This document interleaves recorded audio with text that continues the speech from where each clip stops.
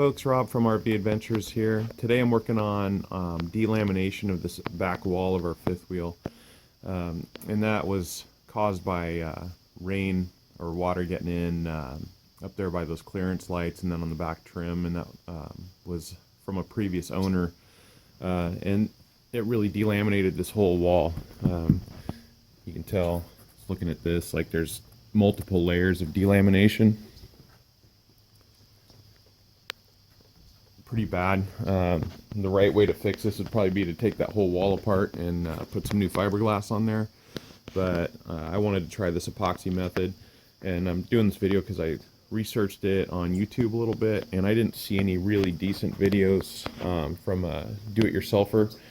What I saw was some proprietary systems where you have to buy their product and you don't get very much of it, and then make an attempt at fixing your trailer here. So what I did is I bought some laminating epoxy from eBay. It's a 1-to-1 mix, and then I actually did a test run of this a couple days ago where I applied it in this area here and then built a clamping system, and it actually seems to have worked pretty well even for the multiple layers. It's not 100% because the epoxy that I used was kind of thick and it couldn't penetrate everything that needed to be.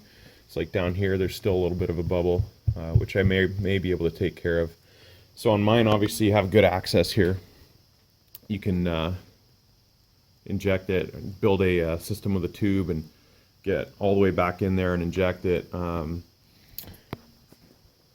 Another option like this, now I wouldn't be able to get to the top of it anymore by coming across with a tube behind the fiberglass because it's sealed up. So the other option is to drill a hole above and below, fill it with epoxy until you see some come out the hole in the bottom, and then apply your clamp, and then you have to do a little bit of body work with those two holes. So it just depends on whether you think you're confident enough with your body work to get it to blend in right, or just living with a bubble. But for me, I really didn't have anything to lose on this back wall. So what I'm going to do now is I'm going to get ready to go a little higher because I started low. I'm working up. Then I'm going to start low over here and work my way up. So I'm going to get ready to set this stuff up here, and I will show you getting the epoxy ready and going through a dry run on injecting the epoxy, and then I'll show you the clamping system that I built. Alright, so this is what I built to inject the epoxy. Basically have, what are these? 2-ounce syringes, 60 ml syringes, and then they have like a tapered tip on them. They're not the needle lock syringes. There's no place to put a needle on there. It's just a tapered plastic tip, and then that fits right into this vinyl tubing here. And then I used the front end of a old broken fishing pole, just kind of taped it up there to use as a rod to push that tube between the fiberglass and the wood and the styrofoam on the back end of that trailer. And then you just pop the plunger out of the syringe, fill it up with epoxy, and then you can push it through and inject it into the various places that you need to get it. Okay, there it is all set up. One thing I ran into on the first go around here is you want to use some tape to secure the vinyl tubing onto the syringe. When the epoxy gets in there, it will make everything super slippery, and that vinyl tubing will want to pop off on you, and it'll take 2 hands to hold the whole apparatus together there, and it really kind of cuts down on your productivity. So if you just stick a little tape on there, that should hold it together. Okay, so what I've done here, it's a little hard to see. I'll show you the tail light to get some perspective here, but I've mapped out where I want my clamp and identified some delam. And just because the delamination is so bad on this, there's multiple layers of delamination, I may not be able to get it all. It's a lot better than it was, but like right there you can tell it's still delaminated. But it's a matter of Are you between the fiberglass and the wood and another piece of wood, or the back, you know, the rear layer of the luan and the styrofoam? And nailing all of those layers is going to be extremely difficult. And I got a couple of them. It looks like down here it's really tight. That worked well.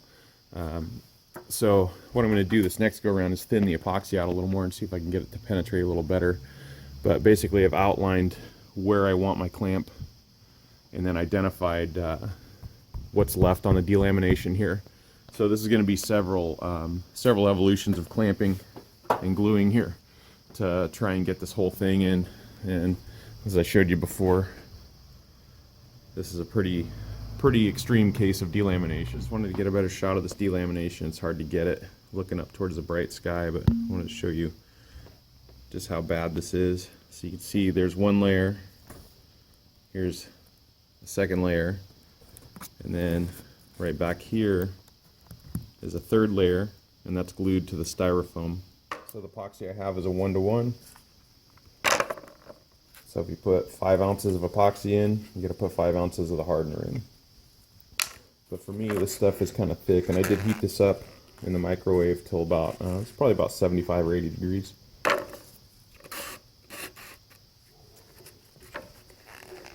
So see about, we'll maybe mix up 8 ounces here.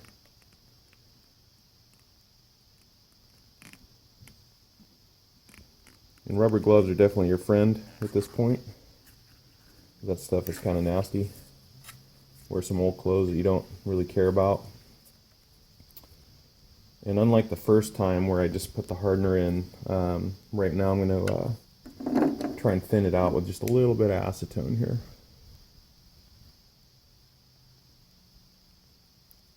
Oops.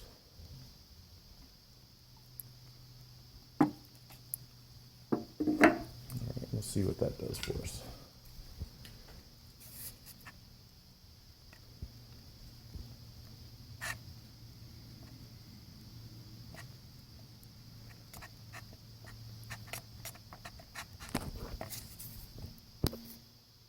Okay, so I got all the acetone in there, and you can see just over 8 ounces now. So next I'm going to add the hardener.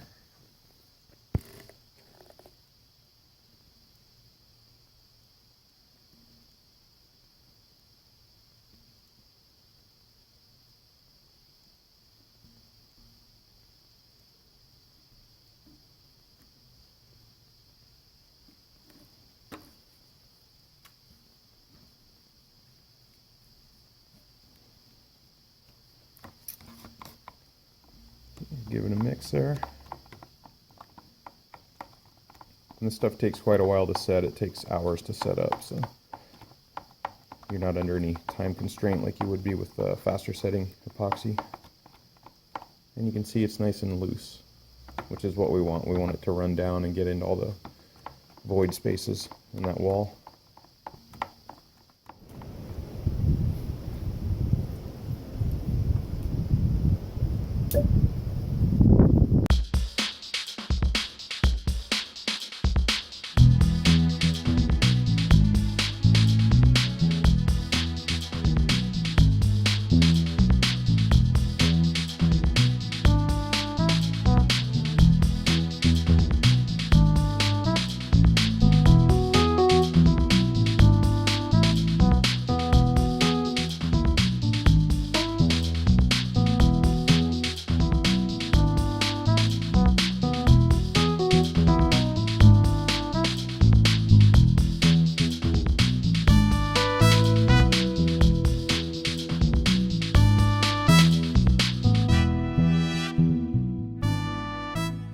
So here's the clamping system that I came up with. A piece of plywood, some 2x4s.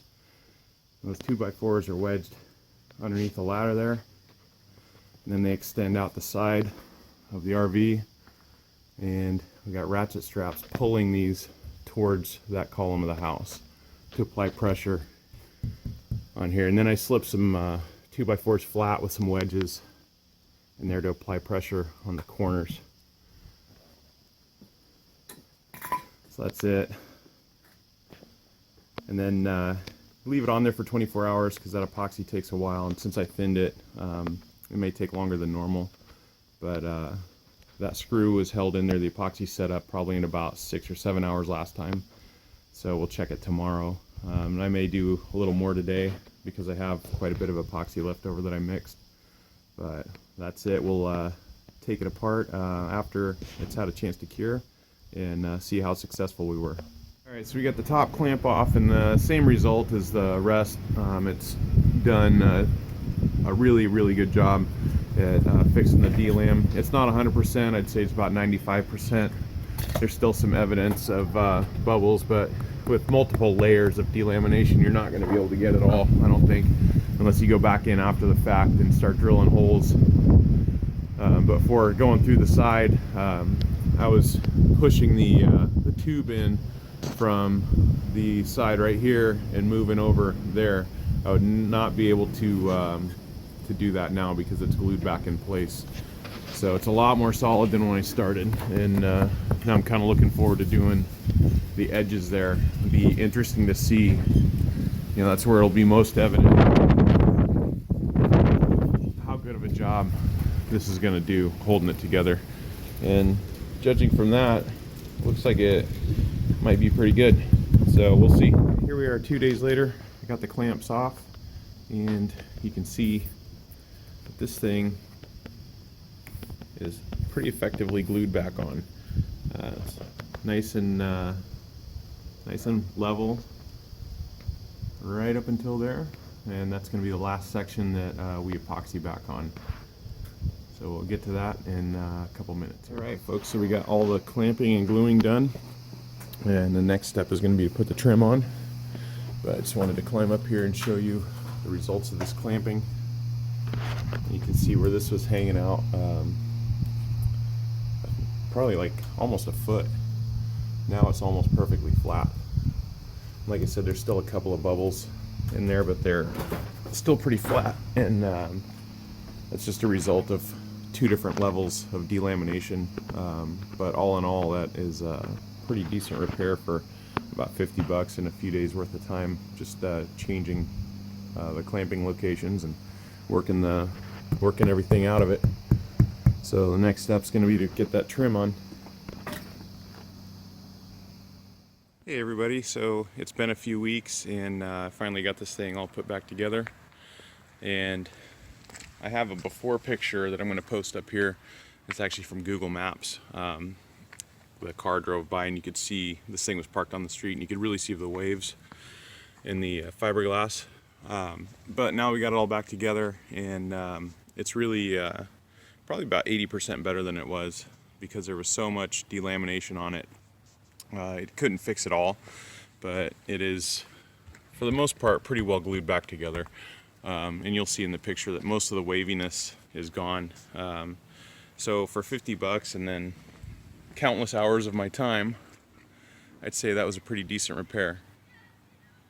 So we are about to head out to Eastern California here, and I'm glad that I got that finished.